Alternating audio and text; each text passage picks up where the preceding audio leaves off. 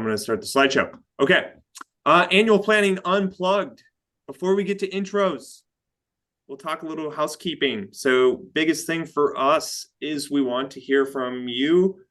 We want to hear your questions. So type your questions in the Q&A box anytime. We'll address them as we go.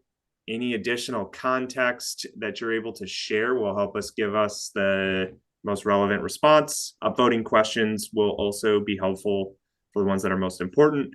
And of course, we will share the recording and a summary after the session. Let's go through some intros. So before we actually get to that, I do want to just say that, hey, we are talking about channel stuff today. So very interested in this. This is a very particular top of mind topic as we start to go through this planning cycle, especially on our customer stuff. I'm living and breathing. A couple of our customers are really going through this whole channel planning stuff, and I'm really excited to get into this. So for those of you who don't know, Tyler Simons, and I'm the head of customer success at Fullcast. I kind of play the moderator / also love to give all the anecdotes from customer stuff. Let's go ahead and have Bala do his intros, and then we'll leave the last bit for Wendy. So Bala. Thank you, Tyler. Good to be back. Bala Balabaskaran. I'm the co-founder and I run product and engineering here at Fullcast, and have been in and around this space, around RevOps for more than a decade now. And we help our customers with a lot of these problems. So I'm looking forward to sort of discussing this topic, which doesn't usually get front-end attention when it comes to planning, and it's something that's done at the very end in a hurried manner. So hopefully this discussion will elevate that to a key discussion point in your planning season. All right, our special guest, Wendy Chin. Wendy, tell us a little bit about what you're up to right now, and then, maybe we can get a little brief background on, why we invited you. Thanks, Tyler. So my name is Wendy Chin, and I'm very happy to be here. It's my first AMA with Fullcast. I'm a fractional RevOps leader, but I also call myself a revenue detective, because I think that figuring out how to improve revenue performance is a lot like solving a mystery. Plus, I love reading crime fiction. I started working in RevOps 20 years ago, before it was actually called RevOps, and at a range of companies from large-scale enterprise to early-stage startups. And one of those companies was a channel business. And until then, most of my experience was focused on direct sales. The company had just been taken private, and revising their channel partner program was a major component of a turnaround plan. The restructuring took about 2 years. And during that time, I learned so many lessons that I'm very happy to share with you all today.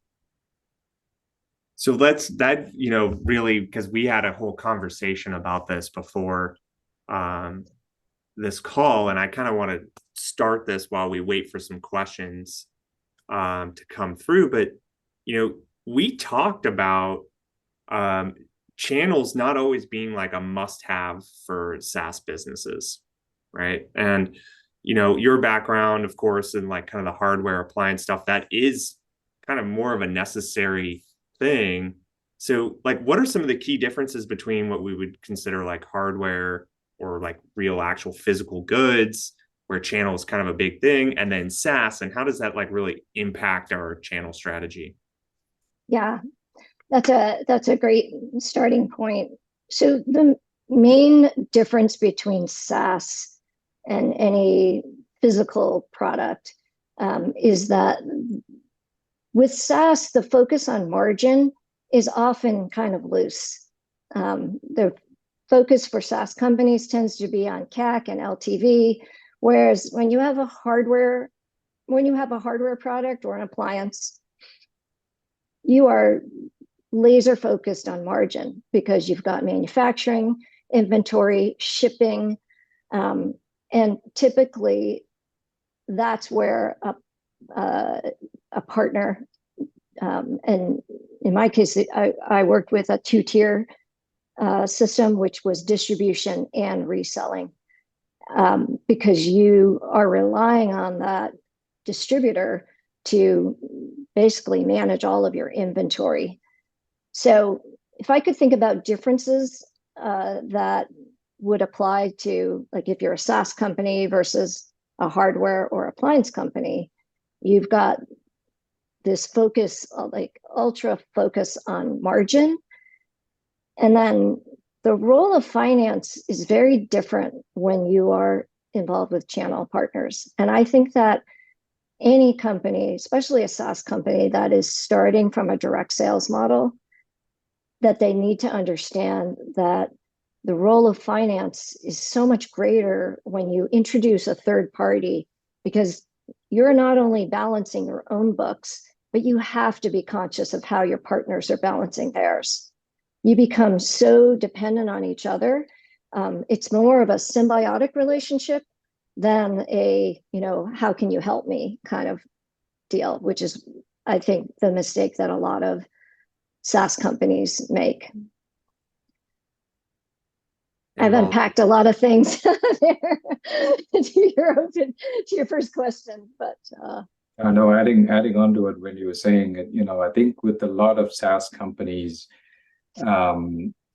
channel tends to be more around, I think, reach and reseller kind of scenarios, where there is some sort of a revenue share, but really, my experience has been that incentives don't typically, incentives aren't aligned in a lot of cases. And so the partner programs essentially are hamstringed by the fact that, a SaaS company may be directly competing with the partner in the same markets with the same customers, which tends to be much more cleaner with hardware and other models that I've seen. So I always struggle with kind of the key idea and the incentive, and making sure that that's aligned. One of the other models that we've seen with SaaS companies, of course, is SaaS products that are more geared towards developers or kind of an OEM or royalty kind of scenarios. Those tend to have much more cleanly defined sort of incentives for partners. But yeah, that tends to be the challenge. I think once you sort of figure that out, then all the kind of the operational challenges of managing pipe and managing partners and managing the market, and all of that becomes a lot easier. Yeah. And as we think about, and I'm just gonna kind of jump into this question here too. So, what do we see as some of the right or the wrong reasons for investing in and building out channels? Great. That's a great question. I mentioned earlier that it's essential that the relationship be symbiotic. And I feel like all too often, a company that is looking to make an investment in channels is only thinking about what the channel can do for them. And what I learned long ago is that that's a very one-sided relationship. It's like dating someone as totally self-absorbed. It's all about me.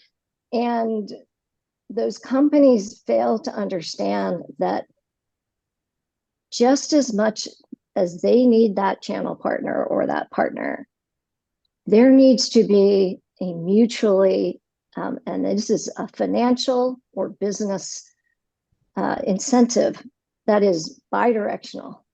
If you don't have that alignment, you don't have a business case for making that investment. And I feel like all too often the company only thinks about how can this partner help me, without finishing the equation of, and how does my business help my partner to be either more successful or grow or something. They never, or they rarely think about the second question. does this ever like, how do you begin to even, I mean, I'm just coming up with questions now. This is like, just because I mean, I've like been in this, the planning phase of this, but part of this is for me, like, how do you actually decide that this, let's say you're thinking about your channel strategy, right? And you're like, you're right, Wendy. Right now, the way I'm thinking about this is that I just want to sell more of my product. I haven't really thought about the benefit side. So, how do you begin to start to think through like that symbiotic relationship to where you can then get to a point where you're like, okay, channel's going to work. Now let's start to think about how we're going to go to market and what we're going to do there. Right. So if you're thinking, how can I sell more of the product? I think you have to be honest with yourself about what's working for you today.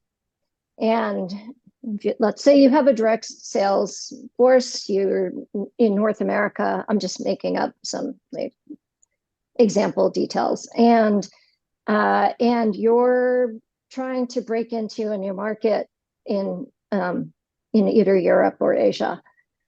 Which, by the way, in Europe and Asia more so than Europe, they are much more dependent on a partner model than the US. I mean, North America tends to be very much like go it alone, but that's maybe another question. But let's say you're in North America and you are struggling to break into an international market. That could be an opportunity for you to solve with a partner. But then you have to ask yourself, how is this partner, what kind of partner needs to sell my product in Europe? If you can't answer that, then maybe you should rethink, or you should ask or look around. But you have to ask that second question, like, how are they going to benefit? And all too often, I think there's a bit of a, I don't know, it's like a mindset of like, of course they want to sell my product because I have an amazing product, and they're going to get an exclusive right to sell my product. Yeah. In many cases that might be enough, but you really have to verify that, and that it's financially feasible for them to do that. I've seen a couple of interesting scenarios with regards to partners, and one of those is when he was mentioning is in the international space, there's a lot of regulatory and other complexities in terms of being able to bill customers directly or be able to invoice them all the taxes and things like that. So a number of folks that I worked for in the past, utilize the existing billing relationships and things that the partners may already have with the key audience that you're trying to reach with. And then it becomes a very transactional, I'll sell it, you bill for it, and you take a cut out of it, and I'm good. And financial incentives are very clear as to what is happening there. Where it gets kind of interesting also is when when you think about that entire buying motion of the customer, you want to make sure that the partner is representing your product correctly, and they're trained in how to sort of represent your product correctly. And this is where the investment side of it comes into play. And more often than not, a lot of SaaS companies just hire a partner manager and say, okay, go start the partner program. And it doesn't quite work like that because there's quite a lot of inertia to kind of get things going. And you have to sort of put up a whole bunch of investment in training and sort of figuring all of these business models out, or even in sort of a business development capacity to kind of prime the environment before you are ready to start establishing these partner relationships. And so a lot of those fundamentals get forgotten. And you simply sort of, I've seen companies that simply just create like a affiliate partner program portal and, feel free to come sign up and sell our product. Well, it doesn't quite work that way. and the investment needs to be there. So I think overall, when you think about taking the partner approach, Clearly, scale is one of those things that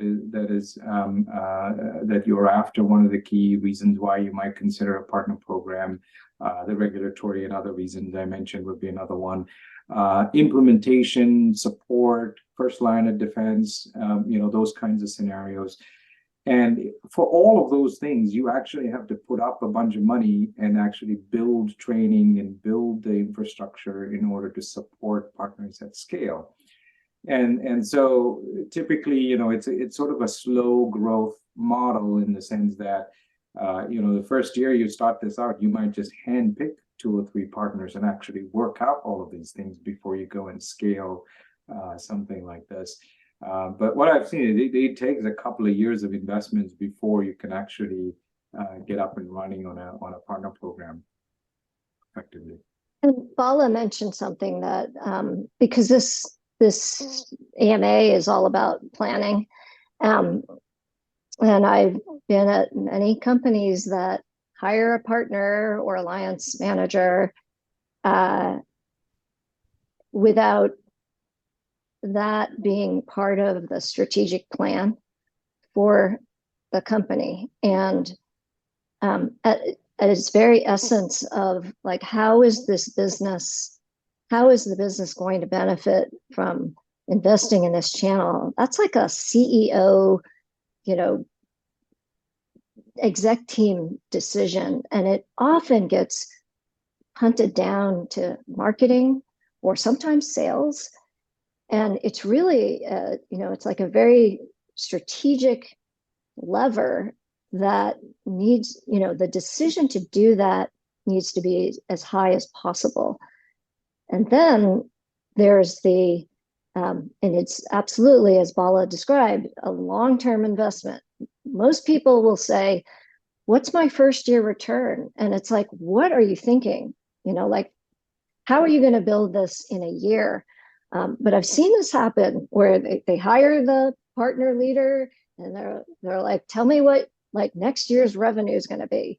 And that, that person has to come up with some number that is plausible, but not thinking about like, what's the strategic value to the company about having a partner program. That question needs to be really clear before you start any investment.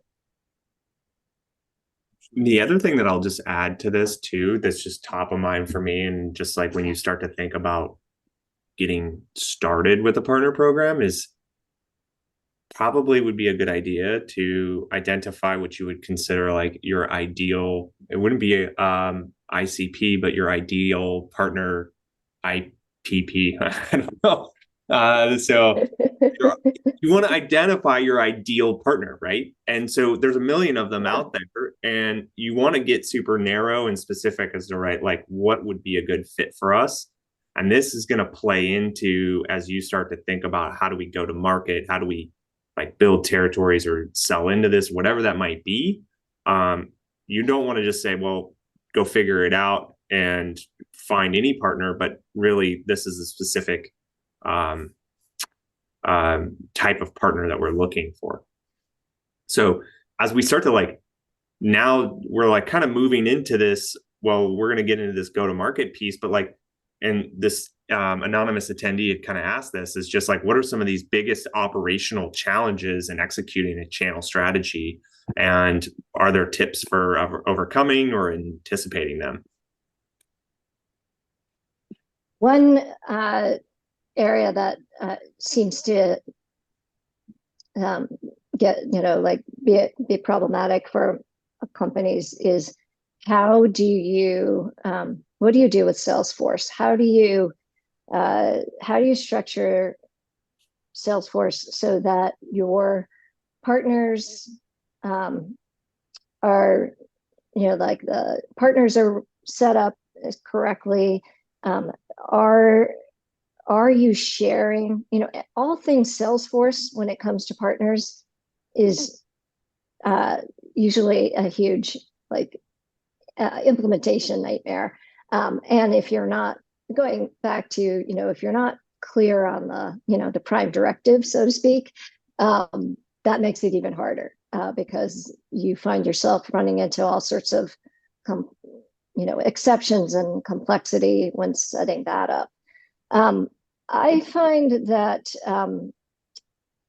partner enablement, and I don't know if people think about that as an operational responsibility, but I very much believe it is, just like RevOps is operational to any sales team. So enablement is another area which typically involves a whole set of infrastructure. Companies will either have assets that they're using internally that they can repurpose with partners, or they have customer education materials. I mean, so figuring out how you're going to support your partners is another one. And I think the third area that I've seen companies struggle with is this whole shared marketing. How do you track different contributions, whether it's at the channel company, we actually made investments to each company that we gave them marketing dollars. But for SaaS, I think it has more to do with, what's the agreement? Are we going to co-market? Am I going to market myself? And I can include you. So a lot of that operationally has to be sorted out. I think, when we think about planning for and operationally kind of setting up a partner program, the number one thing is incentives. If your incentives are not there, operationally, it's going to be incredibly hard to get this going, right? Because there's a level of information sharing that's needed for you to build any sort of a operational and management cadence on the partner program. And the biggest challenge is, if the incentives are not clear, there is a lack of trust, which means that your partners are not going to share their pipeline. They're not going to tell you, they have deals that they're sitting in their pipeline. They're thinking about selling your product, but they will not tell you because you might actually have your direct Salesforce go and sell to them, right? So there's those kinds of things need to be resolved. The incentives need to be clear. Once you kind of get that going, I think then it sets up the foundation for you to operationally set things up, right? And so typically you would build out a partner, like a PRM kind of thing. Even Salesforce sells a PRM model, which allows partners to come in and actually attribute deals, suggest leads, and sort of things like that. And you must have an incentive for why they would do that. Why would they share your lead with you? One, either they get support, they get additional product support, they get demo support, they get money, they get whatever it is, right? Or competitive support if they're going up against a competitor of yours. So there needs to be that like clearly defined incentive for why the partners would need to share that information with you. Without that sharing of information, building any sort of cadence becomes incredibly hard, because then you're sort of shooting blind and you have no idea what the potential looks like with partners. There's no way to set goals and objectives and actually drive towards anything meaningful. And so that's one of the biggest challenges that I think a lot of Salesforce implementations and even sort of operational implementations suffer with. Is the lack of that information needed to build that cadence. And I think that's operationally sort of the number one thing that you have to solve. Take away any fear in the partner's eyes of actually sharing information with you. And then I think the other problems around, okay, is an opportunity attributed to a partner so that we can actually execute the partner share, revenue share model, or whatever that we've built on top. But that's sort of, further down the pipeline. But you really, in order to sort of look at the forward signals on a lot of these things so you can actually respond to them, you typically need that sort of trust and incentives aligned and things are set up correctly there. And that's, we've worked with a number of customers where they want to put a program in place. They want to support from a marketing perspective partners that are working on leads. They want to support using training resources or support specialists or whatever they can provide into that space. But they have no idea what the volume looks like. And so it becomes incredibly hard to actually go ask for resources to say, I need 5 sales engineers to actually support partners in their partner delivery model, because you just don't have the data because nobody's sharing data with you, right? So those are some of the common problems that I've seen. And I'm sure, Tyler, you've seen a few of those trying to do the planning. My head of per usual. I don't know if it's I'm like in territory planning mode, but my head's all like in the tactical world and really thinking a lot of along the lines of just rules of engagement between reps, right? Like you've got reps that are working partner accounts, and then you've got I'm just an AE with this one company that I've been calling into, and all of a sudden they reach out to one of our partners, and then there's a deal. And you need to sit down and be really crystal clear as to what's up. Who gets the credit, right? Yeah, who gets the credit? Do you both get credit? Do you split the credit? And that is time that would be well spent to define those rules of engagement and make sure that everyone knows that they exist and what they are, and they're very easy and clear to understand. Because otherwise you will have plenty of challenges, especially when you pay out comp. Okay, what else we got? So at the beginning, we talked about SaaS companies being more focused on direct business and not necessarily in direct channel. And do we see that trend as being consistent in the long term?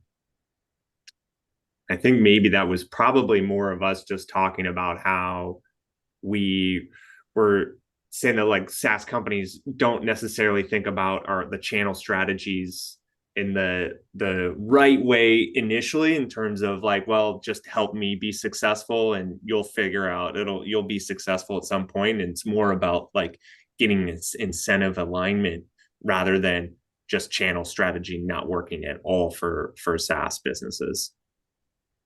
And I think one challenge with SaaS is that if you think about a SaaS model, the instance, the IP belongs to the company. And so the parent company, we'll say. So if you are entering into a channel relationship or a partner relationship, that's a pretty fundamental question. Do I own access, or what's my relationship for the partner? What's my access to the instance?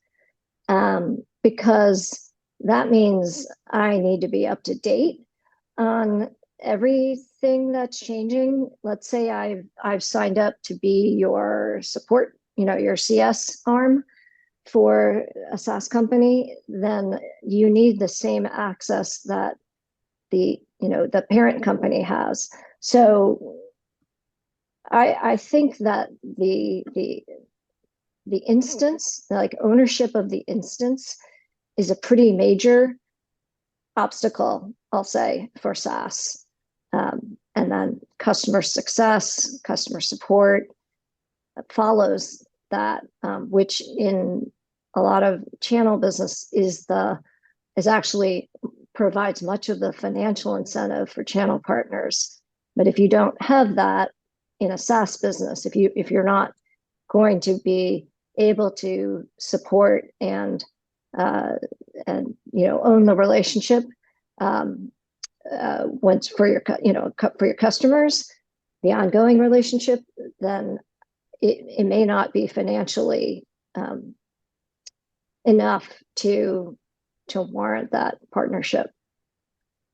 And I think also part of it is the maturing of the SaaS business, right? So when you start out, you're a small SaaS company, nobody cares. Partners don't care, right? You're not big enough for them to pay attention to. You're not going to generate enough business for them to go spend any time. So it takes time, and it takes sort of a point in the market where you become relevant and people are interested in partnering with you because they see the joint value, right? And that's, as a SaaS company, that's quite. I don't know that there is a scientific formula for how you get there, but there is a point in the market where the market kind of flips, and now you have a lot of interest from people wanting to partner with you. And I think figuring out where that point is in your journey as a SaaS company, that's super important.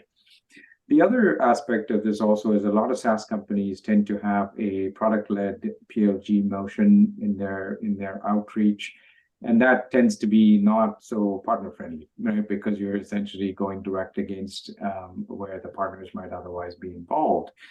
And so I think a lot of companies tend to sort of take this approach of I have my direct sales organization, and then for the people I can't reach, I'm going to use a PLG motion to kind of get to them.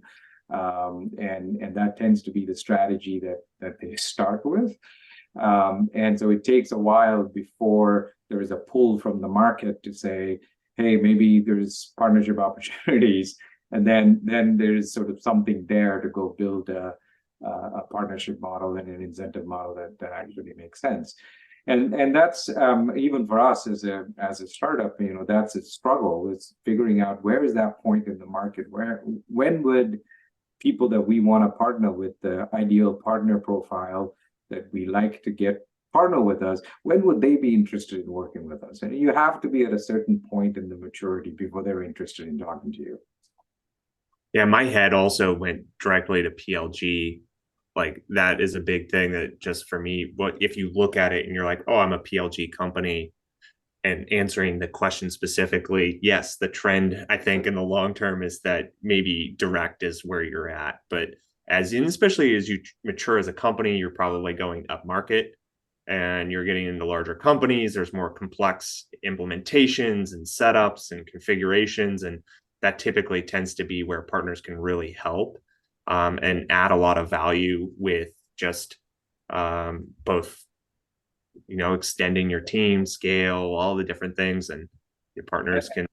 And to Wendy's point about the level of support and the level of access and control that partners may need in order to do that job, I can tell you from an engineering perspective, the last thing I'm focused on is actually spending money building a portal for partners to manage our platform. Right, that's usually the last thing on the list, right? Because you're focused on the market, you're focused on the features, you're focused on, okay, we'll do unscalable things inside the company to scale the business, and so it's okay. I'll just hire people internally, train them on the the other side of the curtain for the product, so you can actually drive more business. But when you actually reach out to a partner community, you actually have to have an interface, you have to have access control, you have to have all of those things built out.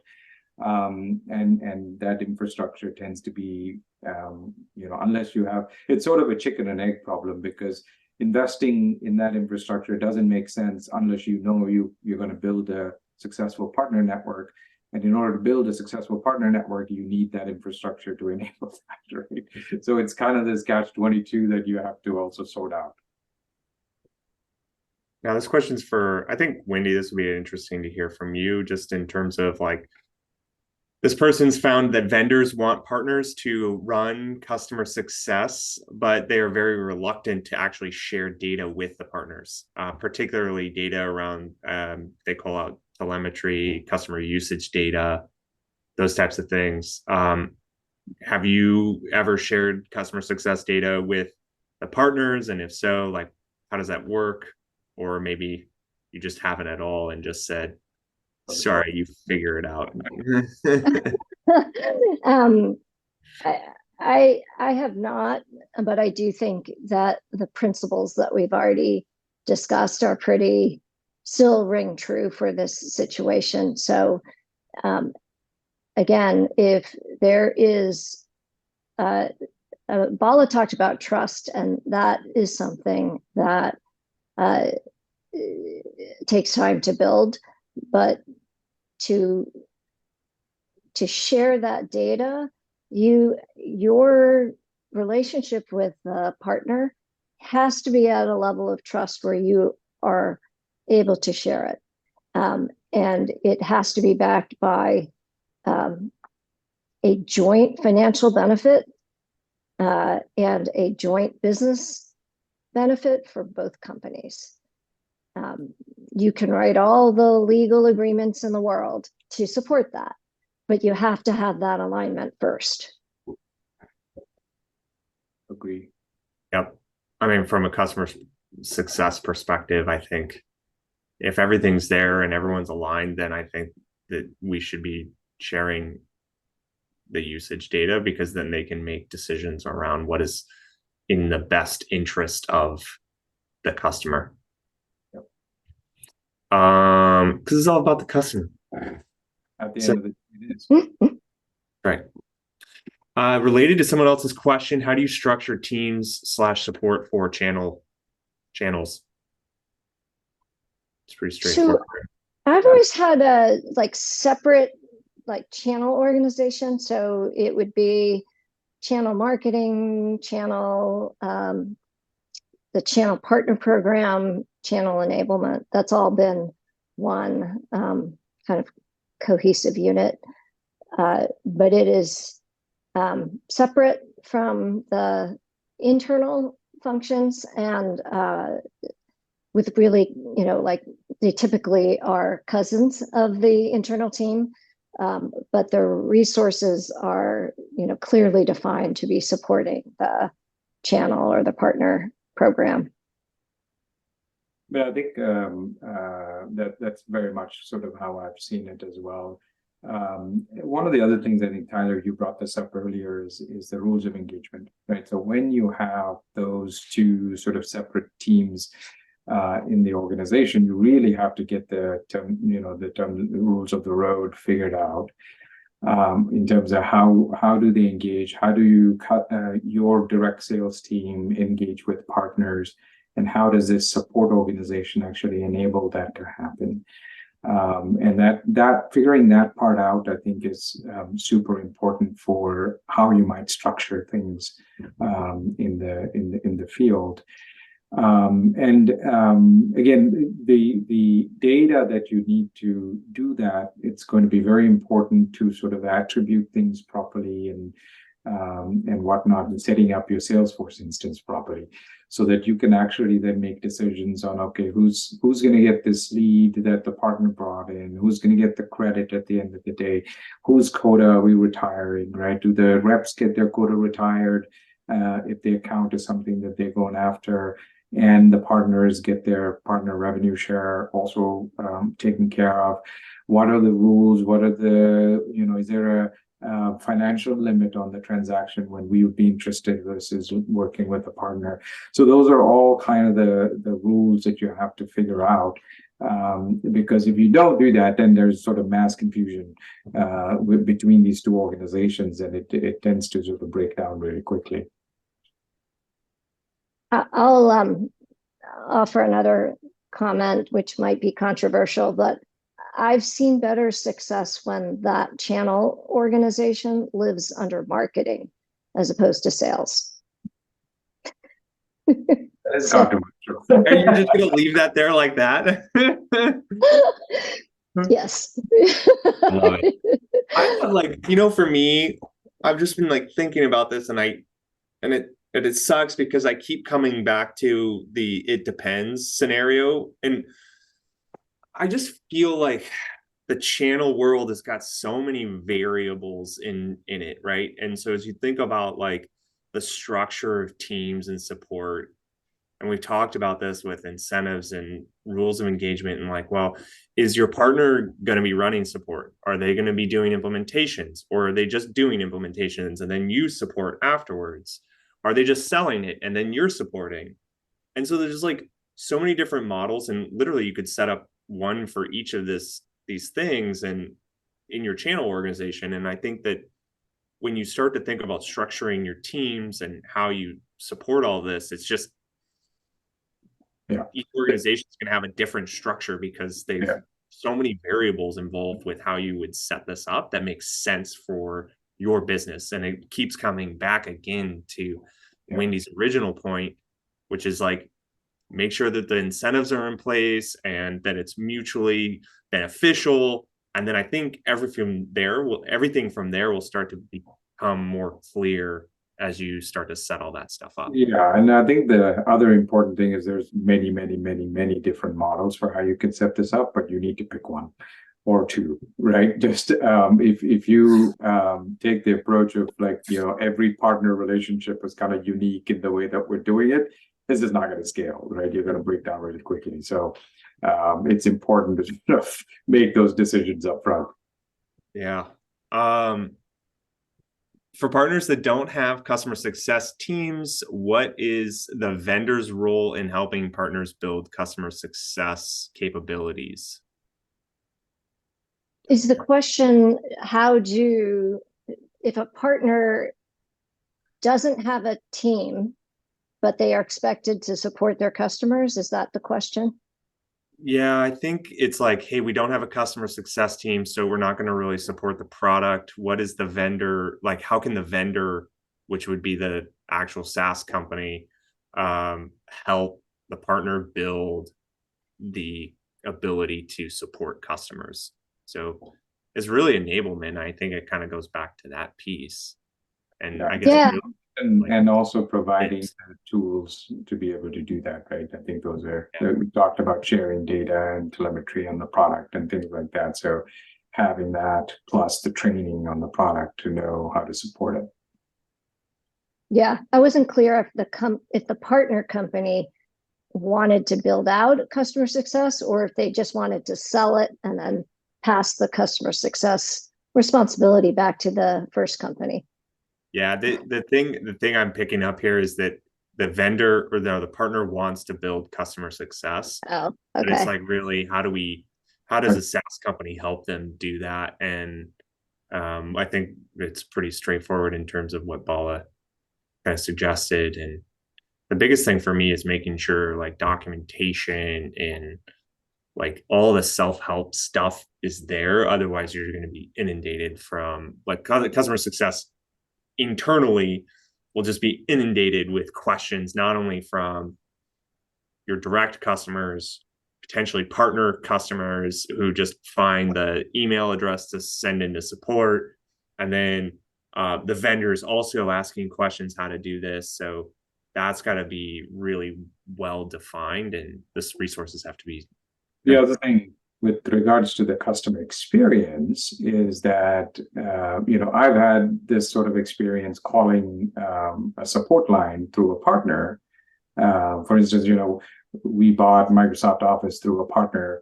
And so we called the partner up for help, and there's literally no depth to their support capacity, right? And you just get, oh, well, we don't know. We're going to forward you on to back to Microsoft, right? And that's a really crappy sort of customer experience.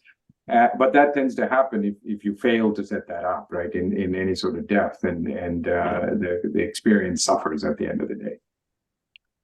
Yeah, and I would think that if you're the parent company, you're going to require the partner to maintain the same level of support and quality that you're providing. So again, it goes back to enablement. It's beyond certification. It probably would be what was the response time to P1? Like that granular, so that the parent company can actually, audit the customer experience and be allowed to not only audit it, but then, take action if it's falling below. Because that will nothing will kill your company faster than like a lot of bad customer experiences because partner wasn't holding up that standard. Makes me nervous.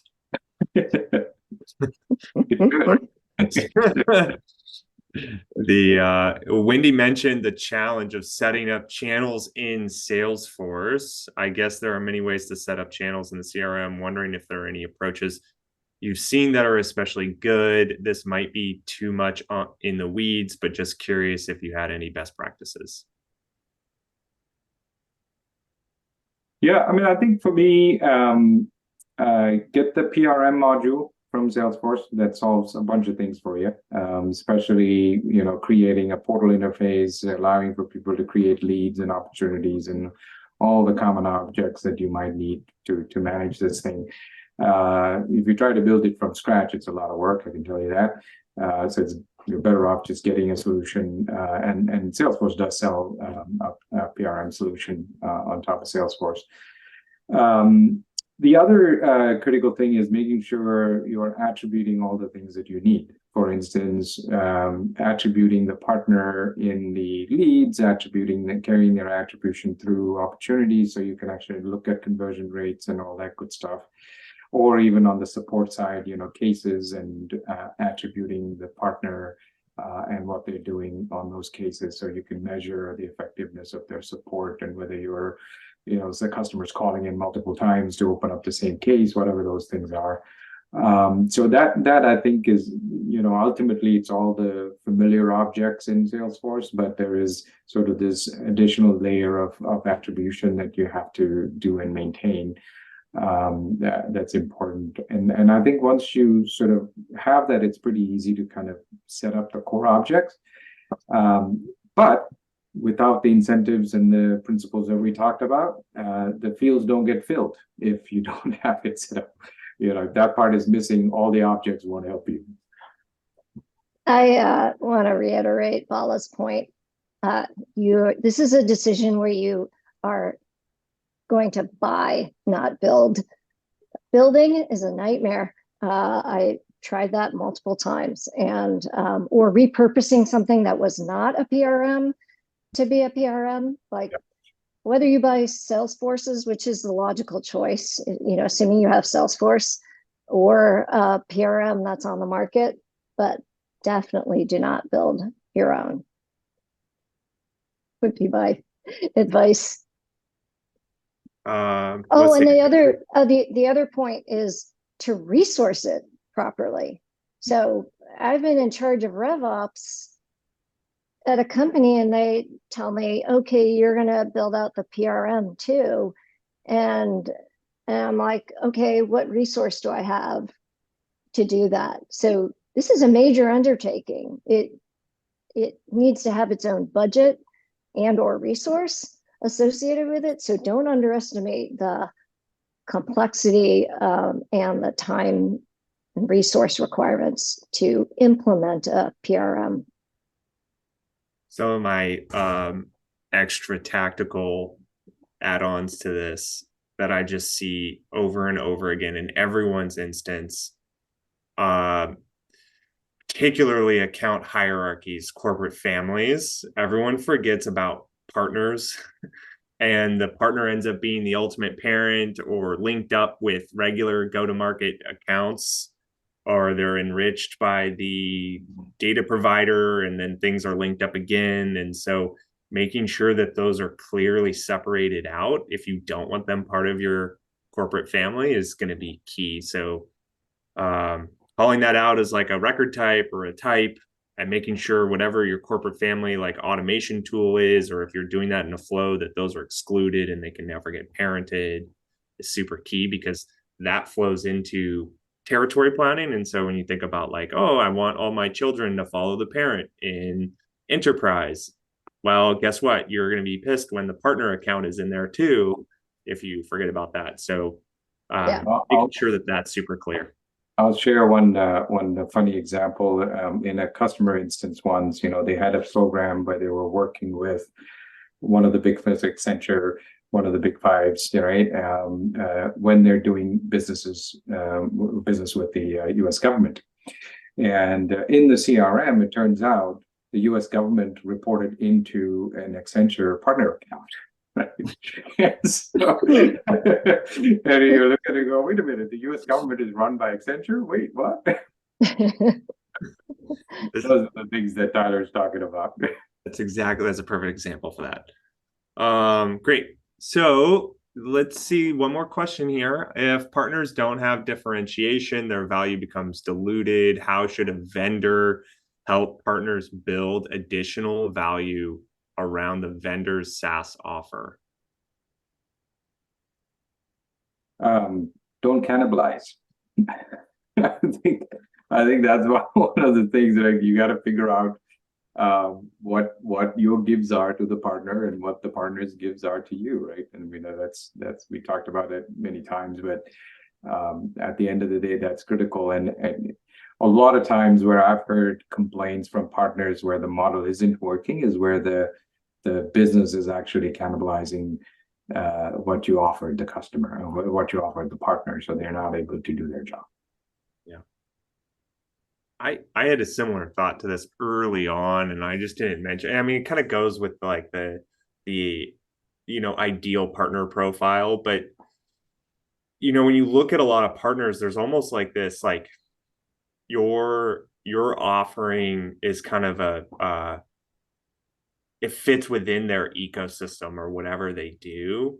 So I'm trying to think of a good example. I'm not coming up with one at the time, but essentially, like when they decide I'm going to add this to our whole offering, then it's a great symbiotic relationship between what else they're already doing. So if I'm in go-to-market planning, I'm just going to use Fullcast as an example. So I'm doing go-to-market, maybe I'm doing comp stuff, and I want to do go-to-market planning because my customers, I'm a partner in this case, my customers are asking about go-to-market planning, then Fullcast makes a lot of sense. Whereas if I'm just like somebody that helps in support, and I'm doing a bunch of support stuff, then maybe go-to-market planning tool really isn't the best idea. And so as I start to think about those things in your ideal partner profile, I feel like identifying those types of partners that make a lot of sense with stuff that they're already doing or what they're already offering is really where you're going to see the value go much further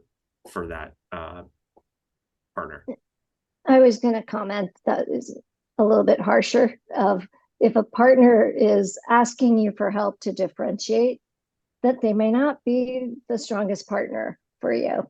And so it's a hard question, but if you're honest with, actually examining why are they struggling to differentiate and are they in fact the strongest partner for you, might not be the case. Great. And we're going to leave it with that harsh comment, Wendy. That tough love. Yeah, that's the way to end it. Anything else we want to add? Because I think that was great. I think we're good. No, it's a lot of good discussion. I think the recurring theme you might have noticed is get the incentives right, get that set up correctly. Everything else kind of flows from that. I think at the end of the day. Yeah. For sure. Great. Thank you so much, Wendy, for taking the time. Bala, always Absolutely. good to have you. Thank you, Tyler, for joining.